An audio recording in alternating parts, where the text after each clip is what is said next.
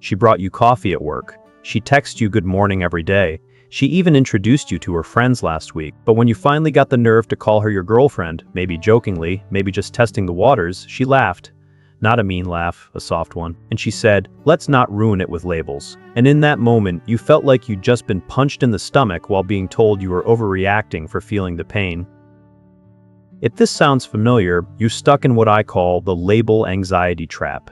And here's the dangerous part: you think this means she's slowly falling for you. You think if you just keep showing up, keep being consistent, keep proving how good you are together, eventually she'll realize what you already know. You're wrong. It means she's already decided this isn't long-term, but she wants to keep the benefits, the emotional support, the physical intimacy, the social proof of having a person, until she finds something better. And here's the cruel twist: she genuinely enjoys your company. This isn't a scam, she's not a villain, she's just optimizing for her own emotional safety at your expense. This happened to me for 4 months with a woman named Sarah. 4 months of sleepovers, of weekend trips, of her leaving clothes at my apartment. She had a toothbrush in my bathroom. She knew my Netflix password. We had a routine: Sunday mornings at the farmer's market, Tuesday night pasta. It felt like a relationship because it looked like a relationship. And every time I tried to define it, maybe by asking if she was seeing other people, or if she wanted to come to my brother's wedding, she'd do this thing where she'd touch my arm, look me in the eyes and say, "Why do we need to complicate this? Isn't this good?" And I'd back down because, well, it was good. It was easy. It was warm. It was better than being alone. Until the Tuesday morning I woke up and saw she'd posted a photo at a brewery with another guy at 11 p.m. the night before, a guy whose hand was on her waist. And when I confronted her calmly, just asking who he was, she looked at me with genuine confusion and said, "I never said we were exclusive. I thought you knew we were just having fun. 4 months, a toothbrush, a shared Netflix queue, but we were just having fun." The misread isn't that she's afraid of commitment. It's that she's afraid of committing to you while keeping you in girlfriend behavior mode. There's a massive difference between taking it slow and keeping you in the gray zone. Taking it slow is mutual. It's discussed. It has boundaries. The gray zone is a power imbalance where you're acting like a boyfriend while she retains all the options of a single person. And in 2026, with the way dating apps have fragmented attention and normalized the situationship, the gray zone has become the default setting. It's not a bug in the system anymore. For many people, it is the system. Here's the psychology. In 2026 dating culture, especially for women 26-35, there's a tactical advantage to the undefined relationship. She gets emotional support, social proof, and physical intimacy without the accountability of a breakup. No messy conversation, no guilt, no social explanation to friends about why it ended. If she meets someone better tomorrow, she doesn't have to cheat. She just has to remind you that you were never official.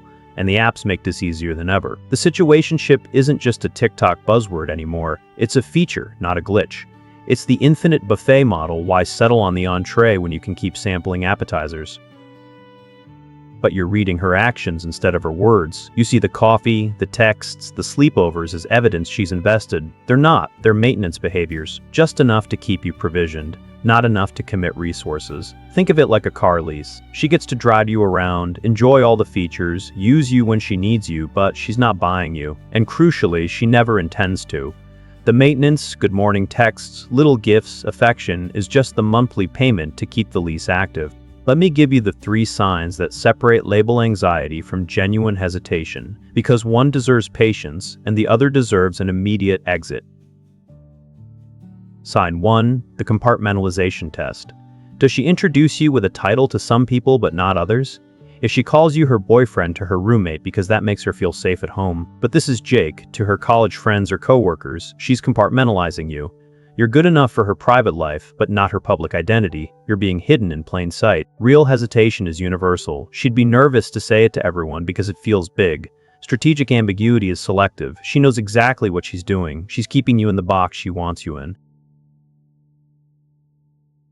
Sign 2, the pullback test. When you pull back, does she chase or does she just find someone else to fill the gap? I tested this with Sarah. I stopped initiating texts for 3 days. Crickets. She didn't ask where I went. She didn't send a missing you text. She didn't wonder why the routine broke. She just posted more on Instagram, a selfie at the gym, a photo of her coffee, living her best life, unaffected.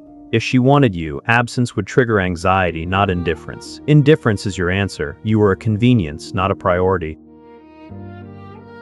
Sign 3, the calendar test. The biggest one, does she plan past next weekend? Not, we should go to Mexico someday. That's fantasy fuel. That's air. That's free to say because it commits her to nothing. I mean, buying concert tickets for 3 months out, or inviting you to her sister's wedding in 6 months. Events that require actual calendar space and social explanation. Label-avoidant women live in the perpetual present because they don't see you in their future, or they see you there only until something better gets confirmed. If her planning horizon ends on Sunday night, you're not in her life. You're just in her week. So here's the fix. It's called the define test, and you do it at week 6, not month 6. You don't ask, what are we? That's vague and lets her deflect. You say, I really like where this is going, and I want to be exclusive with you. How do you feel about making this official? Then you shut up, don't fill the silence, don't apologize for asking, don't say no pressure or we can wait. Her answer in the next 10 seconds tells you everything. If she hesitates and says, I need time, that's valid, give her a week. But if she deflects with, why do we need labels? Or, I thought we were just having fun, or can't we just see where this goes? Especially if she says it while touching your arm or distracting you with affection, you're not her boyfriend, you're her placeholder, you're the emotional support human, and you need to leave immediately. And here's the hard part, you have to be willing to walk away. Not as a bluff, not as a negotiation tactic to scare her into commitment, but because staying in the gray zone costs you opportunity. Every month you spend as her situationship is a month you're not finding someone who actually wants you. It's not just wasted time, it's missed opportunity, it's emotional bandwidth you're not spending on someone who sees you.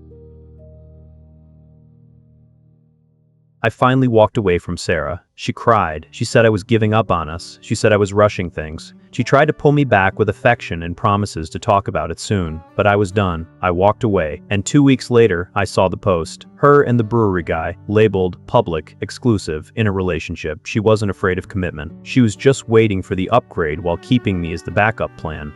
The placeholder, the guy who filled the silence until the right guy showed up. You deserve clarity, not convenience. You deserve someone who doesn't just act like your girlfriend when it's easy, but claims you when it counts. You deserve to be someone's public choice, not their private secret. Drop clarity in the comments if you've had this conversation, or gray zone if you're stuck in one right now. Stop being the boyfriend without the title, start being the priority with the label.